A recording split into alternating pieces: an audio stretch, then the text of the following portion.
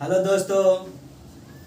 तो जैसा कि हम लोग जानते हैं हम लोग का चैनल चंपारण 2.0 GKGS में आपका स्वागत है।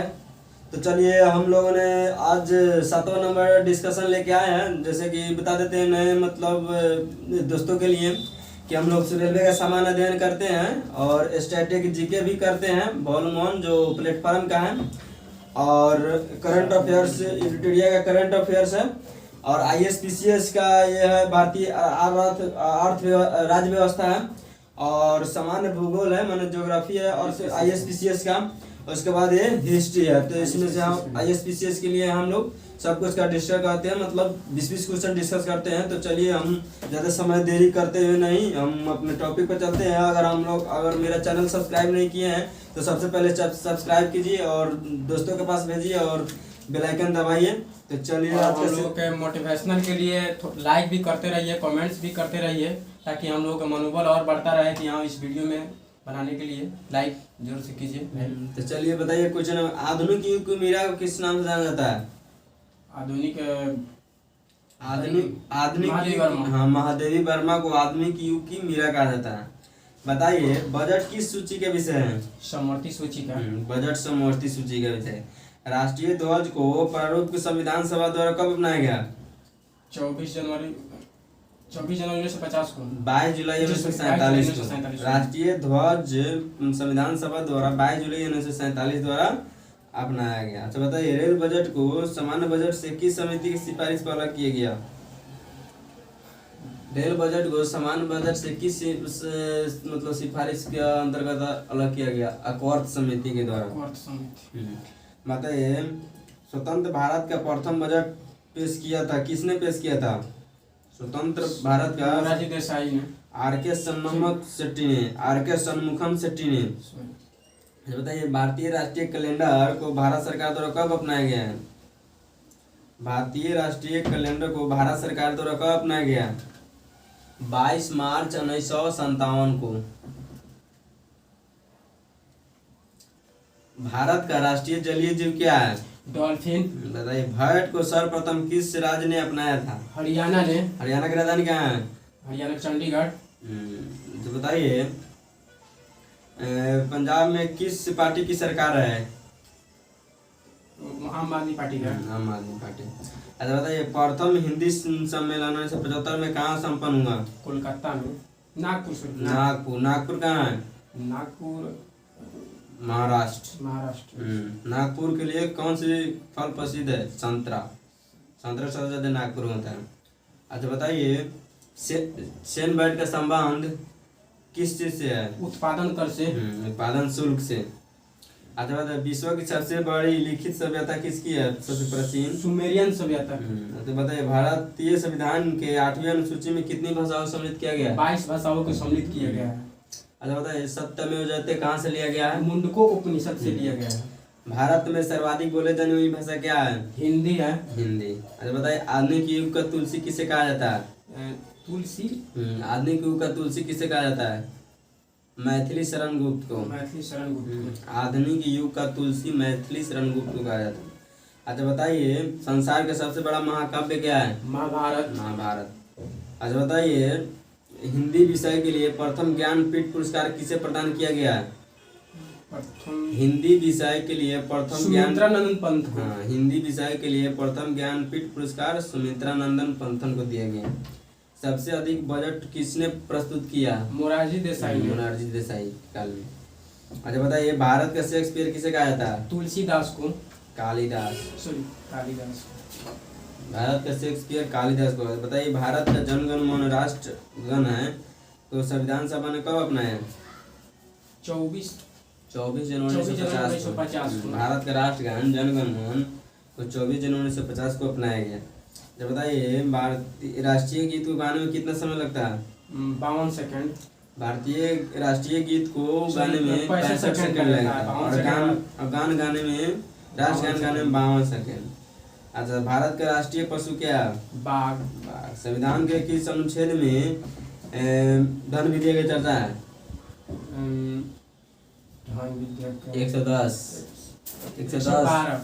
110। हाँ वार्षिक वित्तीय विवरण है 112 में। अच्छा, जनगण मन के रचयिता कौन है? रविंद्रनाथ टैगोर। अच्छा बताइए, भारत के राष्ट्रीय चिन्ह को भारत सरकार ने कब अपनाया? भारत का राष्ट्रीय चिन्ह को भारत सरकार ने कब अपनाया? 26 जनवरी। हाँ, 26 जनवरी जनवरी 1950। भारत का राष्ट्रीय चिन्ह क्या है? अशोक चक्र। हाँ, अशोक चक्र, अशोक स्तंभ राष्ट्रीय चिन्ह। अच्छा, भारत का राष्ट्रीय वृक्ष क्या है? पीपल है। बरगद। बरगद। अच्छा बताइए, प्रत्येक वर्ष हिंदी दिवस किस तिथि को मनाया जाता है? 14 सितंबर। हाँ, वहीं अंतर्राष्ट्रीय का है तब कब? 10 जनवरी। 10 जनवरी को। भारत का बजट के प्रेरणा किसे माना जाता है? विलियमसन। James Wilson. से। भारत राष्ट्रगान को पहली बार 1911 में भारतीय राष्ट्रीय कांग्रेस के किस अधिवेशन में गाया गया? कोलकाता अधिवेशन में। कोलकाता अधिवेशन में। राष्ट्रीय गीत को सर्वप्रथम 1896 कांग्रेस के किस अधिवेशन में गाया गया? वो भी कोलकाता अधिवेशन में। में। राष्ट्रीय वंदे मातरम का प्रकाशन किस ग्रंथ में किया गया? यह तत्वबोधि उपन्यास के आनंद मठ से सुनिए। अच्छा बताइए, भारत के झंडा गीत के लेखक कौन है? बंकिम चंद्र श्यामलाल गुप्त। भारत के झंडा गीत श्यामलाल गुप्त। भारत के प्रथम हिंदू वीडियो निर्माता कौन थे? मनु। भारत का आइंस्टीन किसे कहा जाता है? नागार्जुन को। नागार्जुन। तो चलिए दोस्तों, आज हम लोग का टॉपिक खत्म हुआ, तो चलते हैं हम लोग स्टैटिक के लिए। तो स्टैटिक अब स्टार्ट करेंगे। तो चलिए, स्टैटिक जीके पूछिए। 7 नंबर सेट होगा, 6 नंबर होगा शायद। हाँ, 6 नंबर है। तो स्टैटिक जीके 20 को क्वेश्चन इसमें से भी डिस्कस किया जा रहा है। अभी तक मेरे चैनल को सब्सक्राइब नहीं किए हैं तो कृपया करके मेरे चैनल को सब्सक्राइब कर लीजिए और बेल आइकन भी दबा दीजिएगा, जो कि आप लोगों को जब भी मैं वीडियो अपलोड करूं तो आप लोगों को नोटिफिकेशन उस समय मिल जाए। और लाइक भी करते रहिएगा कि हम लोग को थोड़ा जोश जुनून मिले वीडियो बनाने के। तो क्वेश्चन को स्टैटिक जीके के सबसे प्रथम क्वेश्चन है, अंतर्राष्ट्रीय न्यायालय में न्यायाधीशों की संख्या क्या है? 15 होती है। 15 होती है। अंतर्राष्ट्रीय न्यायालयों में न्यायाधीशों की संख्या 15 है। तो कौन से भारतीय हॉकी खिलाड़ी के नाम पर जर्मनी के एक सड़क का नाम रखा गया है? रूप सिंह के नाम पर। रूप सिंह के नाम पर। किस नृत्य को रविंद्रनाथ टैगोर ने पुनर्जीवित करके केरल और पश्चिम के बंगाल के लोकप्रिय बनाया गया है? कथकली। भारत द्वारा अंटार्कटिक में स्थापित प्रथम अनुसंधान स्टेशन का नाम क्या है? दक्षिणी गंगोत्री। ठीक है। ग्रेनाइट सिटी के नाम से क्या जाना जाता है? ग्रेनाइट सिटी को जी मोरलो कुछ नहीं, एंडोर्डिन। हाँ, एंडोर्डिन। अब बताइए, मैजिक सिटी के नाम से जाना जाता है? Monte Carlo. हाँ, मांटे कार्लो जो है मैजिक सिटी के नाम से जाना जाता है। कार्लो। अच्छा, किस भारत और पाकिस्तान के संघर्ष के परिणाम स्वरूप बांग्लादेश स्थापित हुआ था? 16 दिसंबर 1971 को। 16 दिसंबर 1971 में भारत पाकिस्तान से के परिणाम स्वरूप बांग्लादेश स्थापित अलग माने स्वतंत्र हुआ था। अच्छा, ये बताइए, मिस यूनिवर्स खिताब जीतने वाली पहली भारतीय कौन है? Miss universe Sushmita Sen 1994। सुष्मिता सिंह है जो मिस यूनिवर्स खिताब जीतने वाली पहली भारतीय है। भारत में वायुसेना दिवस कब मनाया जाता है? 8 अक्टूबर को। भारत में वायुसेना दिवस 8 अक्टूबर को मनाया जाता है। लाल बजरी का बादशाह किसे कहा जाता है? राफेल नडाल को। हाँ, तो लाल बजरी का बादशाह राफेल नडाल को कहा जाता है।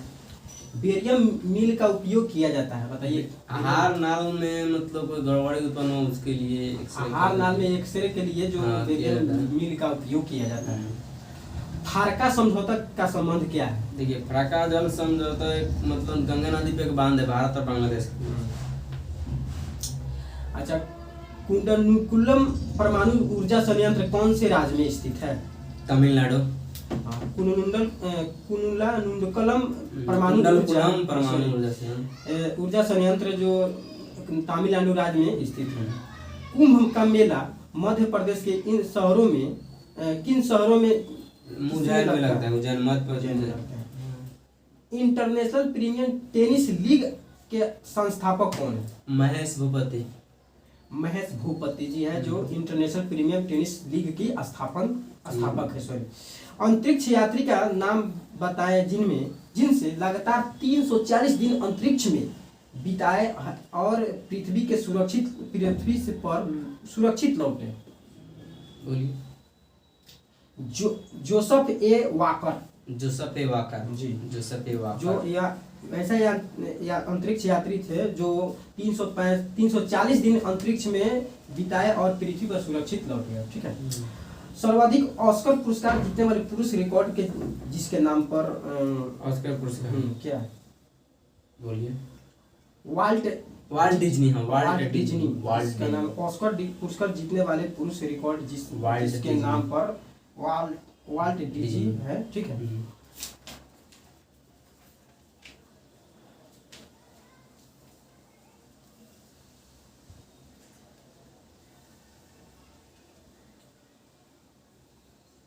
कथक किस प्रदेश का शास्त्रीय नृत्य है?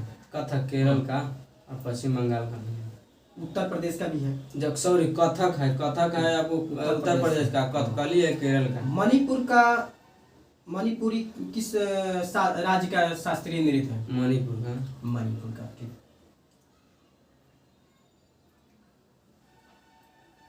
दिसंबर 1971 में भारत और पाकिस्तान के परिणाम स्वरूप ये तो क्वेश्चन पूछ दिए है। बांग्लादेश स्थापित हुआ था। अच्छा बताइए, बांग्लादेश अलग राष्ट्र बनाने के पूर्व पाकिस्तान का हिस्सा था? पूर्वी पाकिस्तान का हिस्सा था। ठीक। आप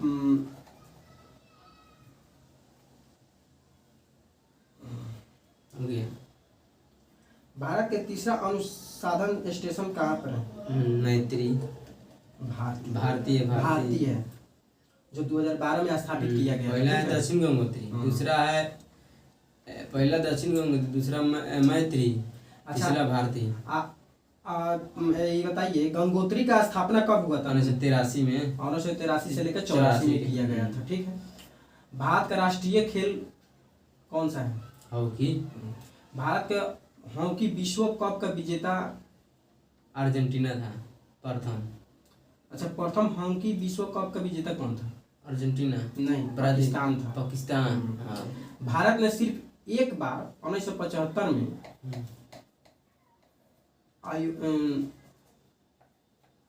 विश्व कप को जीता था। कहाँ जीता था बताइए। जो एक बार 1975 में वाकल पयूम्पर में मलेशिया के आयोजित हुआ था, जिसमें 1975 में एक हॉकी जीता हुआ था। ठीक है। ये बताइए शीश महल ट्रॉफी किससे संबंधित है? शीश महल क्रिकेट से। शीश महल ट्रॉफी क्रिकेट से संबंधित। भारत का ग्रेनाइट सिटी किसे कहा जाता है? भारत का ग्रेनाइट सिटी नागपुर नहीं, जाहोर को कहा जाता है, जो राजस्थान में है। जाहोर। हाँ, जाहोर को ग्रेनाइट सिटी। शिकागो को क्या कहा जाता है? Magic city. नहीं, धूम्र नगर कहा जाता है। शिकागो को धूम्र नगर भी कहा जाता है। एंडरविन एक शहर है, कहाँ के शहर है? एंडरविन एक शहर है, किस देश का शहर? स्कॉटलैंड का शहर। स्कॉटलैंड। अच्छा बताइए, भारत का प्रथम परमाणु ऊर्जा संयंत्र 1969 में किसके सहायता से तारापुर और महाराष्ट्र में किया गया था? कनाडा के सहायता से। यूएसए के तरफ। यूएसए। अमेरिका की तरफ से। संयुक्त राज्य अमेरिका। 1969 में तारापुर महाराष्ट्र। गुजरात में काकरापारा परमाणु ऊर्जा स्थित है। ठीक है। भारत के नागेंद्र सिंह बीपीएन रावत। चलिए तो ठीक है, इस स्टैटिक जीके का क्वेश्चन खत्म हो गया। चलिए अब हम लोग आते हैं घटना चक्र समान भूगोल का आज पार्ट नंबर 4 है, जिसके बताते हैं सीमावर्ती देश, मतलब भारत के सीमावर्ती देश कौन कौन से हैं इसके बारे में हम डिटेल। तो बताइए भारत के पड़ोसी देश कौन कौन से बताइए। भारत के पड़ोसी देश में सबसे प्रथम में देख लिया जाता है पाकिस्तान, बांग्लादेश, चीन, नेपाल, श्रीलंका, उसके बाद अफगानिस्तान, भूटान, श्रीलंका हो गया, और आठ मालदीव भी है। अच्छा, कितने देश है जो मानव निर्मित तरीके से भारत का मतलब सीमा बनाते हैं? मानव निर्मित से पाकिस्तान 1, बांग्लादेश 2, नेपाल 3, भूटान 4। दो ही को बनाए हुए करता है, पाकिस्तान और कौन? बांग्लादेश। क्योंकि जब उदय हम लोग से ना टूटा है तो मानव निर्मित बनाया गया है। नेपाल को तो पहले से ना, आज़ादी के पहले से ना सीमा था। हम लोगों ने इसका सीमा बनाया है कि पूरी पाकिस्तान तोड़ के एक सीमा बना दिए, पाकिस्तान तोड़ के एक सीमा बना दी। वो तो बाउंड्री 1947 के पहले से ना था। 1935 के तहत नेपाल अलग हुई। नहीं, म्यांमार होगा, म्यांमार 1935 के तहत अलग हुआ। अच्छा बताइए, पाकिस्तान को कौन कौन से राज्य स्पर्श करता है? भारत के कौन कौन से राज्य छूता है? अरुणाचल प्रदेश। पाकिस्तान को गुजरात, राजस्थान, उसके बाद पंजाब और जम्मू एंड कश्मीर। बताइए, चीन से स्पर्श करने वाले मतलब राज्य का नाम बताइए। सबसे पहले हो जाएगा अरुणाचल प्रदेश, उसके बाद देखिए, जम्मू कश्मीर, लद्दाख, हिमाचल प्रदेश, सिक्किम, उत्तराखंड, अरुणाचल प्रदेश, ये से। अच्छा बताइए, बांग्लादेश को स्पर्श करने वाले कौन कौन से राज्य हैं? त्रिपुरा, उसके बाद मिजोरम, उसके बाद अरुणाचल प्रदेश। अरुणाचल प्रदेश नहीं है। देखिए, मिजोरम, त्रिपुरा, नागालैंड, मणिपुर एवं मिजोरम। अच्छा, म्यांमार को क्या कहा जाता है? गोल्डन पैगोडा कहा जाता है, लैंड ऑफ गोल्डन पैगोडा। अच्छा, म्यांमार से कौन सी भारतीय राज्य की सीमा सर्वाधिक लगती है? म्यांमार से कौन सी भारतीय राज्य की सीमा? हाँ, सबसे ज्यादा अरुणाचल प्रदेश की सीमा सबसे ज्यादा। अच्छा, नेपाल से स्पर्श करने वाले भारत के कितने राज्य हैं? भारत के राज्य में हो जाएगा, आप सब प्रथम में हो जाएगा 5 राज्य है, ठीक। उत्तराखंड, उत्तर प्रदेश, बिहार, पश्चिम बंगाल एंड सिक्किम। अच्छा बताइए, भूटान को स्पर्श करने वाले भारत के कितने राज्य हैं? 4 राज्य हैं, पश्चिम बंगाल, सिक्किम, अरुणाचल प्रदेश, असम। ठीक, पश्चिम बंगाल, सिक्किम, असम, अरुणाचल प्रदेश। अच्छा बताइए, लैंड ऑफ थंडर बोल्ट किसे कहा जाता है? भूटान को।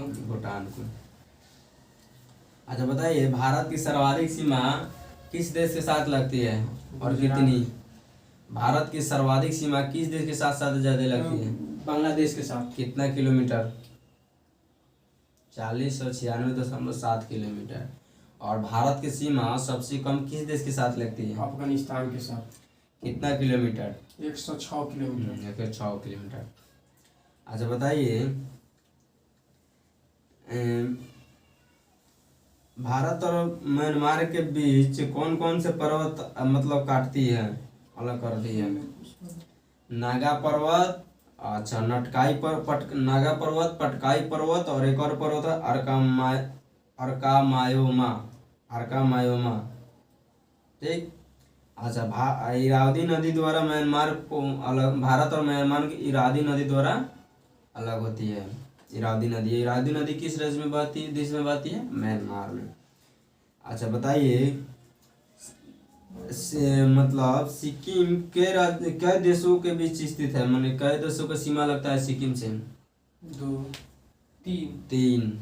नेपाल, भूटान, चीन। सिक्किम से 3 देशों की सीमाएं लगती है, नेपाल, चीन एंड भूटान। अच्छा, भारत के कौन सा राज्य है जो बांग्लादेश से 3 तरफ से घिरा हुआ है? त्रिपुरा भारत के 3 राज्यों से 3 मतलब 3 ओर से घिरा हुआ है बांग्लादेश से। अच्छा बताइए, कि भारत श्रीलंका से अलग होता है कौन से जल संधि द्वारा? भारत श्रीलंका से हाँ, पाक जल संधि द्वारा संधि अलग द्वारा। होता है। अच्छा बताइए। स्टेट भी बोलते हैं उसे। अधिकतर अच्छा बताइए, भारतीय राज्य के अधिकतर सीमा म्यांमार को किस राज्य को स्पर्श करती है? अरुणाचल प्रदेश को। अच्छा बताइए, भारत तथा पाकिस्तान के बीच की रेखा को कौन सी रेखा कहा जाता है? भारत और पाकिस्तान को LOC, रेड क्लिफ लाइन। और भारत और चीन के बीच की रेखा को क्या कहा जाता है? McMahon line. Durand line Bharat और किस राज्य के साथ, किस देश के साथ लगता है? अफगानिस्तान के साथ। अच्छा, हम भारत पाकिस्तान के मध्य सीमा रेखा कौन सा सीमा रेखा का उदाहरण है? पूर्ववर्ती, परवर्ती, अवशिष्ट, अध्यारोपित? अध्यारोपित है, क्योंकि हम लोग द्वारा रोपित किया गया कि यहाँ है। पूर्ववर्ती का नहीं मतलब पहले से बना हुआ, जैसे 1945 से पहले। अच्छा बताइए,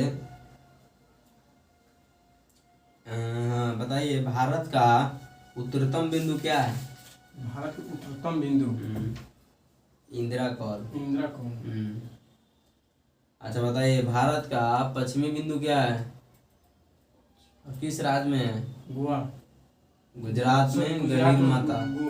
गहीर माता या गौर माता? गौर माता बोलते हैं।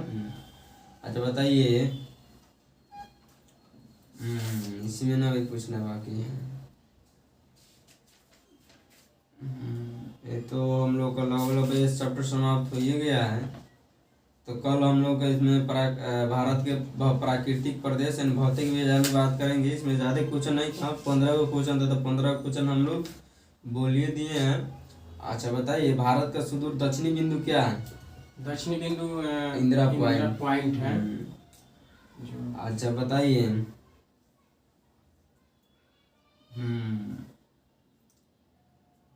पाक जल संधि, अगर भारत और श्रीलंका के बीच पाक जल संधि नहीं रहे तो क्या मारेंगे? मन्नार की खाड़ी मारेंगे, क्योंकि मन्नार की खाड़ी बगल ही में है। हाँ। अच्छा बताइए, चलिए, भारत के सुदूर दक्षिण में इंदिरा पॉइंट कहाँ स्थित है?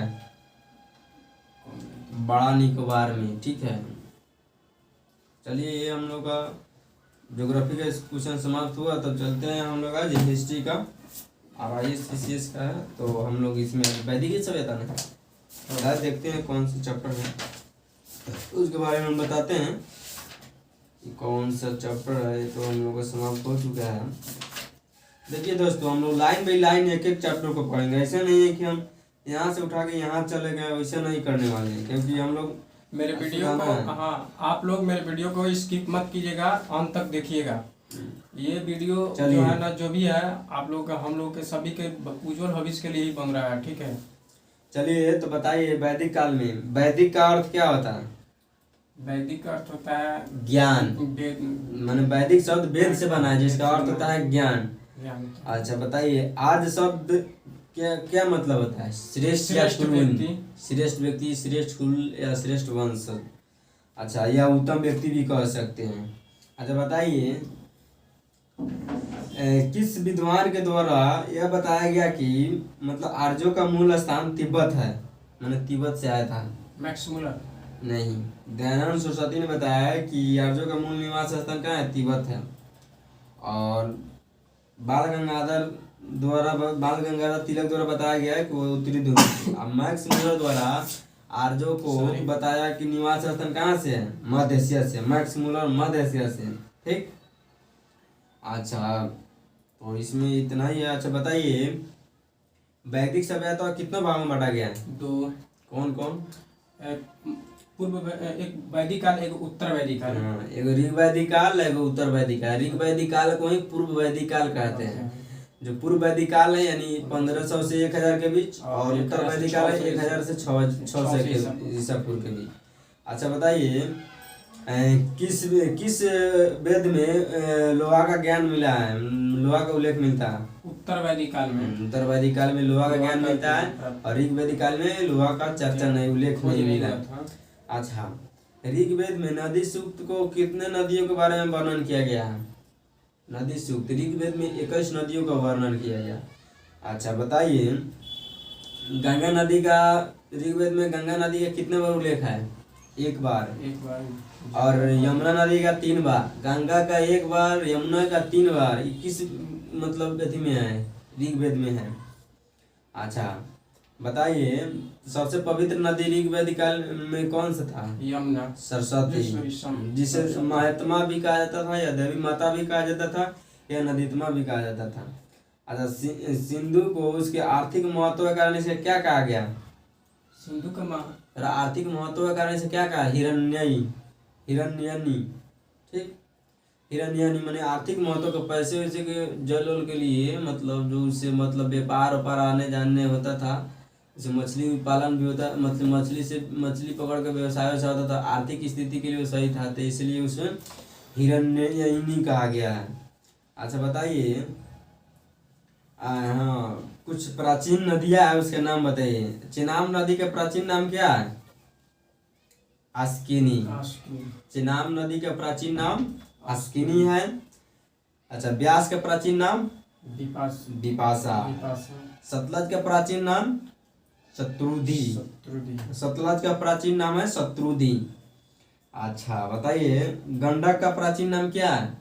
सदानीरा। गोमती किस नदी किनारे? गोमती का पुराना नाम क्या है, नया नाम क्या है?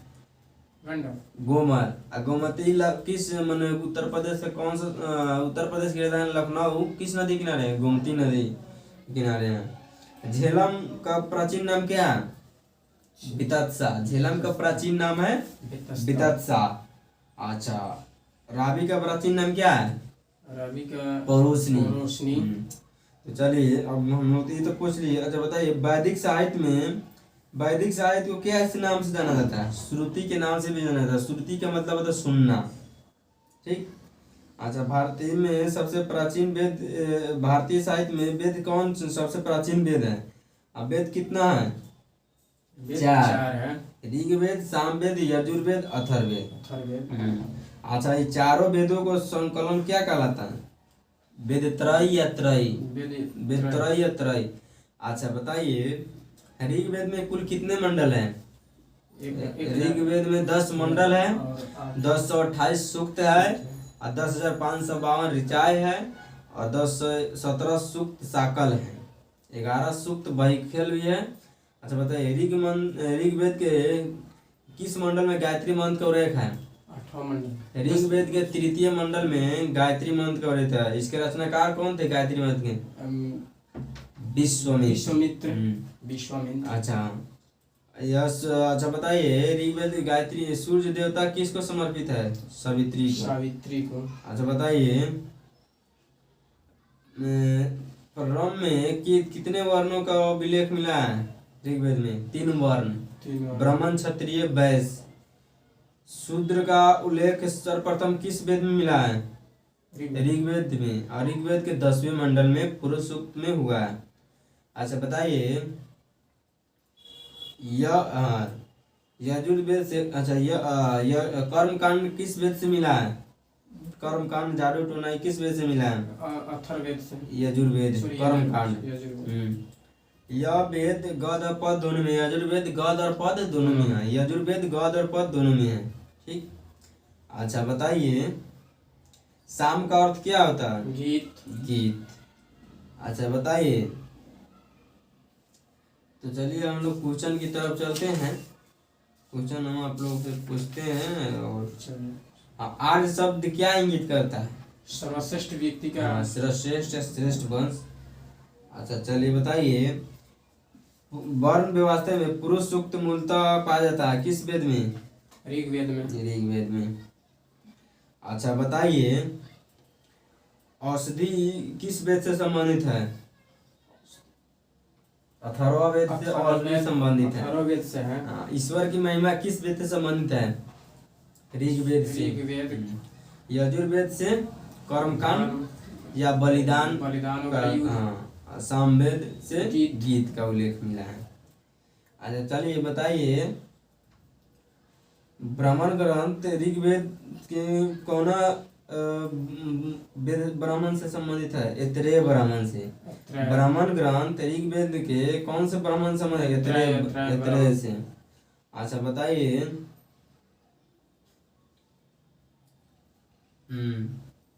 अच्छा बताइए, ऋग्वेद में कितने ऋचाएं हैं? 1028 ऋचाएं हैं। ऋग्वेदों का संकलन क्या कराता है? अस्त्रों का संकलन, शस्त्रों का संकलन, ठीक। अच्छा त्रय किसे कहेंगे?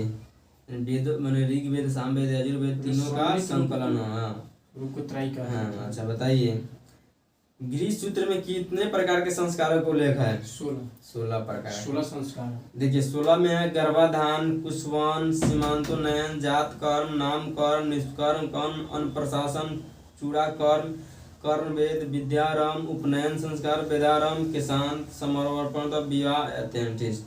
गृह मतलब हाँ, गृह सूत्र में 8 प्रकार के विवाहों का उल्लेख है। गृह सूत्र में कितने प्रकार के विवाह का उल्लेख है? 8 प्रकार। कौन कौन? एक तो ब्रह्मा विवाह अलग होता है, देव विवाह अलग होता है, आर्ष विवाह अलग होता है, प्रजापत्य विवाह अलग होता है, गंधर्व विवाह अलग होता है, असुर विवाह अलग होता है, राक्षस विवाह अलग होता है और पैशाच विवाह अलग होता है। पाकिस्तान में और चाइना में कौन विवाह होता है? राक्षस विवाह होता है। वहाँ 2-2 को 3-3 आदमी शादी करता है। हमारे यहाँ जानते हैं ब्रह्मा विवाह होता है एक। हमारे यहाँ के राजा महाराजा भी तो 10-10 विवाह करते थे। राजा महाराजा का छोड़िए ना, तो अच्छा से रखता था ना, थोड़ी है कि त्याग पद दे देता था। भारत में उस तरह का नहीं है, सब खत्म हो चुका है। चलिए बताइए, ये हम लोग 15 क्वेश्चन 20 क्वेश्चन तक पूछ चुके हैं। तो हाँ बताइए, यज्ञ संबंधी विधि विधान क्यों ना मंडल में, क्यों ना मतलब यजुर्वेद में। यजुर्वेद में।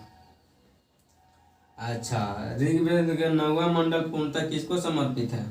सोम को। सोम देवता को। सोम एक प्रकार का पीने की पदार्थ है। सोम एक पदार्थ। हाँ अच्छा बताइए।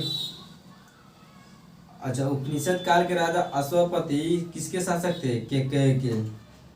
अच्छा बताइए, नचिकेता आख्यान का उल्लेख किस में मिलता है? कठोर उपनिषद में। उपनिषद में नचिकेता का वर्णन मिलता है। अच्छा अध्यात्म ज्ञान के विषय में नचिकेता और यम का संबंध किस उपनिषद में मिलता है? ये भी कठोर उपनिषद में, ठीक। अच्छा बताइए, आस्किनी किस नाम से जाना जाता है? आस्किनी को चेनाब नदी को आस्किनी के नाम से जाना जाता है। तो चलिए आज हम लोग का टॉपिक खत्म हुआ, मतलब अभी खत्म नहीं हुआ है, फिर इसका अलग, क्योंकि ये चैप्टर थोड़ा मतलब ज़्यादा है, इसलिए हम ज़्यादा मतलब क्वेश्चन ऐसे भी नहीं देते हैं कि आपको यति हो जाए, बोरिंग फील हो। तो चलिए हम आज लोग अब फिर ज्योग्राफी पूछ लिए हैं। हाँ ज्योग्राफी पूछ लिए हैं। अब हम लोग और कथी राज्य व्यवस्था स्टार्ट करेंगे। तो चलिए अच्छा बताइए, नदी सॉरी इसके लिए एगो सॉरी हम बोलते हैं कि पिछले वीडियो में मतलब आर्टिकल 263 के बारे में बोले थे कि अंतर्राज्यीय परिषद का संबंध 263 है, लेकिन उसमें हम बोल दिए थे कि इसी मतलब आर्टिकल 263 के तहत मतलब नदी विवाद होता है, मतलब उसका चर्चा किया गया था। नहीं, आर्टिकल 262 के द्वारा अंतर्राज्यीय नदी विवाद का चर्चा किया गया, ठीक है। इसके लिए सॉरी हम मानते हैं कि आर्टिकल 262 के तहत है ना, जैसे मान लीजिए कावेरी नदी जल विवाद तमिलनाडु और कर्नाटक के बीच में, तो उसमें आर्टिकल 262 के तहत मतलब प्रोविजन है, उसमें मतलब रूल रेगुलेशन उसके तहत किया जाएगा। और 263 के तहत अंतर्राष्ट्रीय परिषद के संबंध में बंद है। अच्छा भारत और राज्यों के संचित निधियां किस आर्टिकल में है? 266। अच्छा बताइए, लोकसभा और राज्य के विधानसभा के लिए निर्वाचन वयस्क मताधिकार किस आर्टिकल में चर्चा किया गया? माने लोकसभा, राज्यसभा के विधानसभा के निर्वाचन का वयस्क मताधिकार किस अनुच्छेद में है? 326। अच्छा बताइए, राष्ट्रीय अनुसूचित जाति आयोग किस आर्टिकल में है? राष्ट्रीय अनुसूचित जाति आयोग किस आर्टिकल में है? 338। आर्टिकल 338 में राष्ट्रीय अनुसूचित जाति आयोग है। राष्ट्रीय अनुसूचित जनजाति आयोग आर्टिकल 338 के क यानी ए में। अच्छा राष्ट्रीय पिछड़ा आयोग गठन किस आर्टिकल में किया गया है? हाँ राष्ट्रीय पिछड़ा आयोग गठन आर्टिकल 340। एक बार और दोहरा देते हैं, देखिए राष्ट्रीय अनुसूचित जाति आयोग आर्टिकल 338, राष्ट्रीय अनुसूचित जनजाति का है तो 338 की ए, और राष्ट्रीय पिछड़ा आयोग का है तो 340। 340। अच्छा, संघ की राजभाषा हिंदी और लिपि देवनागरी होगा किस आर्टिकल में कहा गया? आर्टिकल 343। राजभाषा आयोग किस आर्टिकल में है? 344। अच्छा बताइए, उच्च न्यायालय रिट जारी कर सकते हैं किस आर्टिकल के तहत? 226 के तहत 226 के तहत हाई कोर्ट, और 32 के तहत सुप्रीम सुप्रीम कोर्ट। अच्छा बताइए, पंचायतों का गठन किस आर्टिकल में कहा गया? 243 के ख में। अच्छा बताइए, नगर पालिका का गठन किस में कहा गया? 243 के थ में। हाँ। अच्छा बताइए, वार्षिक वित्तीय विवरण किस आर्टिकल में है?